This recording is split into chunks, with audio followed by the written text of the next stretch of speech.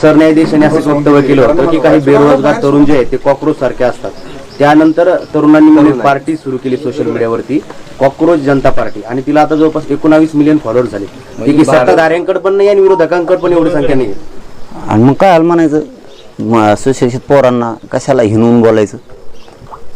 हिणूनच बोलले ना, म्हणजे सरकारची विषयीची जी खतखत आहे ना, ही या माध्यमातून दिसते. तर कोणची पार्टी काय आपल्याला नाही माहीत त्याबद्दल, पण एकूण जो तुमच्या बोलण्यातून अर्थ दिसतोय त्याचा अर्थ असा की ती खतखत आहे लोकांची. उदाहरणार्थ, एखादी जमीन आहे राजकीय नेत्यांची आणि आजूबाजूने त्यांनी सगळ्या जमिनी घेतल्या, आणि मग ते लोक आल्यावर, त्यांचे पाहुणे आल्यावर, मित्र आल्यावर काय म्हणतात, ही सगळी जमीन आपली.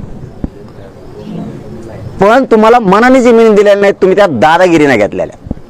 ही खतखत तुम्हाला माहित नाही, कारण तुम्ही आज हिटलर दादागिरी करतायत, तसली दहशत माजवताय, त्यामुळे लोक भेटेत. पण खतखत तुमच्याविषयी एवढी आहे की एक दिवस खूप तुम्हाला दिसणार आहे ती खतखत, खूप लय मोठी खतखत आहे. फक्त एकदा खमक्या भेटला पाहिजे, खमक्या भेटला की धुराळाच वाजवतो यांचा. ही खतखत आहे सरकारविषयी. आपण जर हा व्हिडिओ यूट्यूबवर पाहत असाल तर आमच्या चॅनलला सबस्क्राईब करा, आणि फेसबुकवर पाहत असाल तर चॅनलच्या पेजला फॉलो करायला विसरू नका.